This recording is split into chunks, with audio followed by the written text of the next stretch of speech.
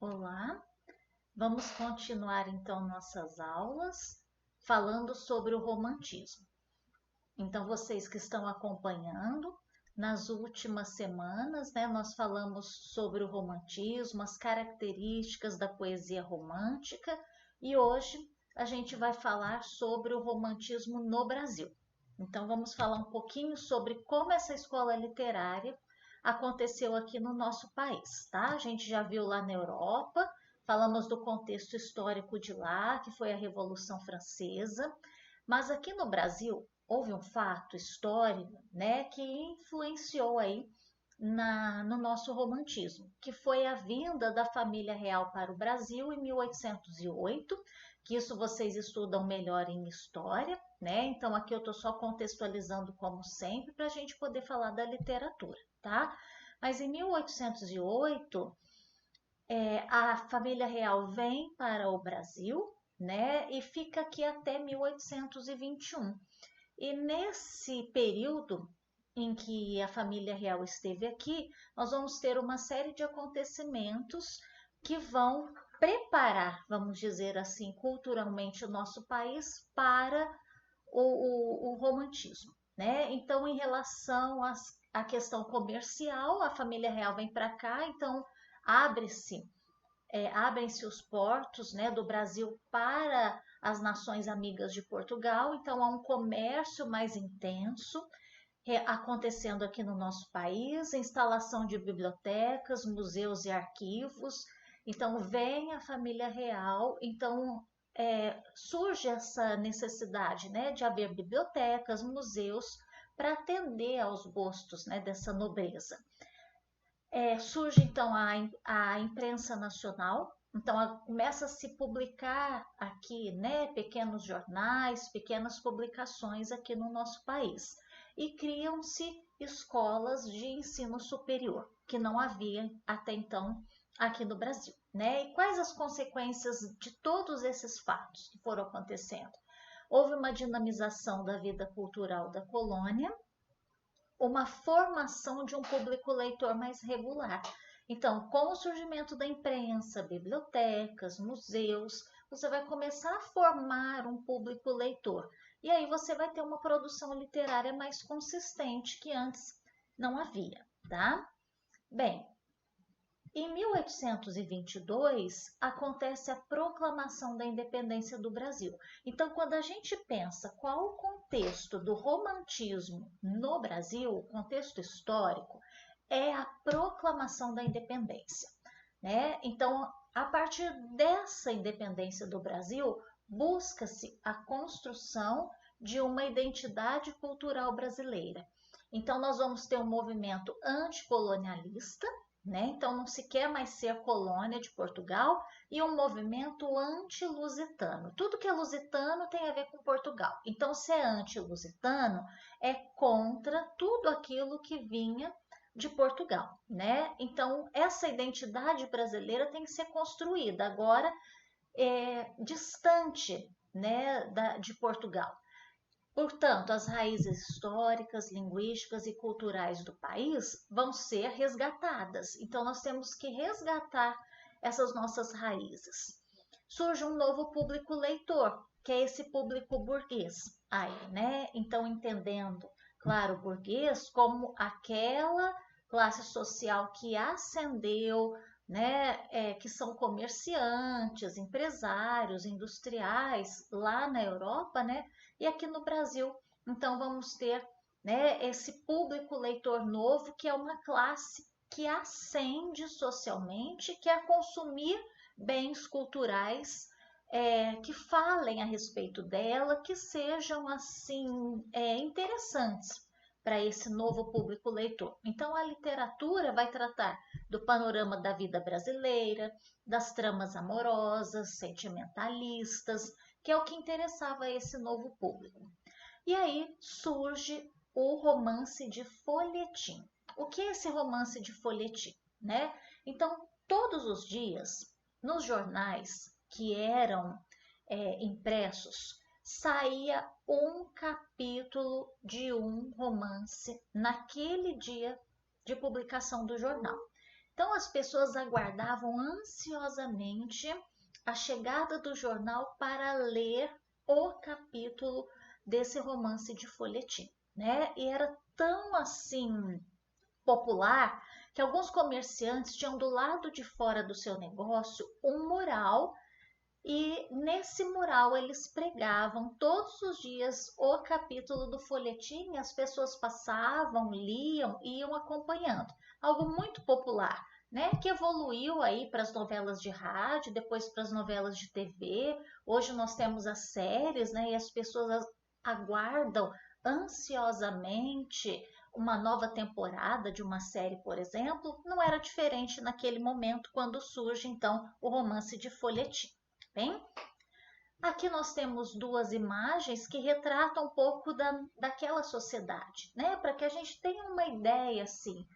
Então eram muito comuns nessa época os saraus, né? As pessoas se reuniam para tocar música, como vocês estão vendo naquela imagem da parte superior, ou se reuniam para conversar, ler poemas. Então esses saraus eram muito comuns naquela época. E aí em 1836, tá? Vem o nosso primeiro grito de independência literária, que é a publicação de Suspiros Poéticos e Saudades, do Gonçalves de Magalhães, que marca o início do romantismo no Brasil. Então, quando começa o romantismo no Brasil? 1836. Por isso que o contexto histórico é a independência lá em 1822. Em 36, o Gonçalves de Magalhães publica, né, Suspiros Poéticos e Saudades, e é essa publicação que marca que estava se começando o romantismo no nosso país. Essa poesia romântica brasileira, ela é dividida em 3 gerações ou 3 fases, tá? Por quê? Porque elas têm algumas características particulares. E a partir de hoje a gente vai estudar quais foram essas 3 gerações da poesia romântica brasileira. Em relação à forma desses poemas que passam a ser feitos agora, eles têm um vocabulário e uma sintaxe muito mais simples, tá? Do que lá no arcadismo, que foi o movimento literário que antecedeu o romantismo, né? Então é tudo muito mais simples, as métricas são bem populares, depois a gente vai ver isso, tá? Eu vou voltar nesse tema. O que é métrica? É a quantidade de sílabas poéticas. Então você pega um poema do arcadismo, tem 10, às vezes 12 sílabas poéticas. Os poemas românticos geralmente têm 5 ou 7 sílabas poéticas, então são bem mais simples. Mais liberdade em relação à forma, muita descrição, comparação, metáfora. Depois a gente vai ver isso na prática, tá? Nos poemas. Então vamos falar dessa primeira geração, ou chamada geração indianista. Então, por que a primeira geração é chamada assim? Porque ela busca no passado histórico elementos definidores das origens nacionais intocados pela colonização. Então, se os poetas da primeira geração romântica querem eleger um representante da nação, do Brasil, distante daquela influência de Portugal, eles voltam e eles buscam quem é o brasileiro nativo. É o índio, tá? Então, o índio vai ser o grande herói nacional. Quais as características da primeira geração romântica? Sentimentalismo, como sempre, né? O romantismo é sentimental, é emoção. Exaltação da natureza, então nós vamos ler poemas em que a natureza é exaltada, é maravilhosa, é linda. O nacionalismo, muito forte, né? Esse amor pela pátria, por quê? Porque se somos independentes agora, temos que valorizar a nossa nação, né? Brasilidade, religiosidade e o indianismo, né? Como eu disse, o índio torna-se o nosso herói nacional, né? O índio como um homem livre e incorruptível, né? Que remonta lá ao Rousseau, ao ideal do bom selvagem.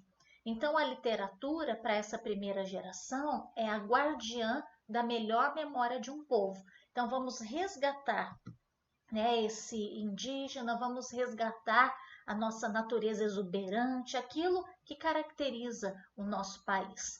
E vocês têm então aí um retrato do Gonçalves Dias, pois nós vamos ler poemas dele, tá? Vamos conhecer melhor. Tem uma obra do Gonçalves Dias na lista da UFPR. Depois eu vou falar um pouquinho sobre ela numa próxima aula, tá bem? Aqui algumas informações só sobre ele. Ele nasceu no Maranhão, né? Em 1846 publica Primeiros Cantos, né? Então fala muito da natureza, da pátria, da religião, e morre em 1864 vítima de um naufrágio, né? Próximo lá à costa maranhense. E o Gonçalves de Magalhães, também coloquei aqui um retrato dele para vocês conhecerem, né?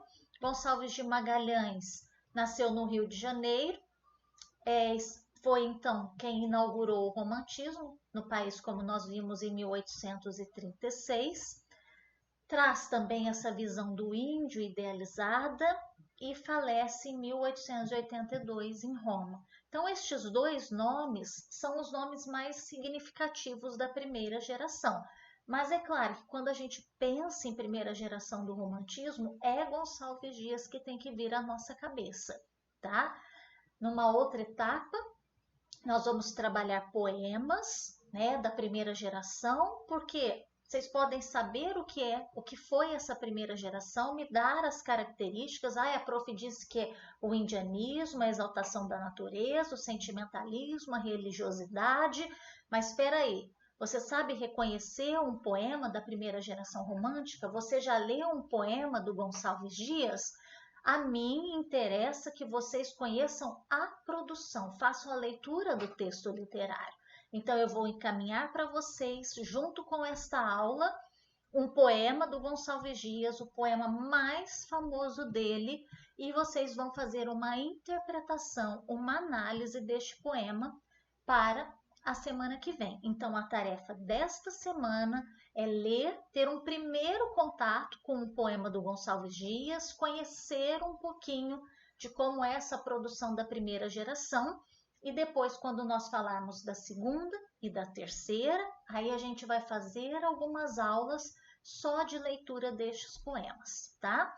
Então, para esta semana, este é o conteúdo. Volte nesta aula se vocês se perderem em algum momento, se tiverem alguma dúvida, e se ainda assim a aula não esclarecer, mandem mensagem para mim, tá? Mandem suas dúvidas, seus comentários, o que estão achando desse esquema de aulas que eu estou fazendo, se está tudo de acordo, tá? Qualquer sugestão é bem-vinda, e se for necessário mudar algo, eu mudo, tá bem? Então, uma boa semana de estudo para vocês, e a gente se vê então na semana que vem com mais uma aula sobre romantismo, tá bem? Tchauzinho, um abraço para todos, tá bem?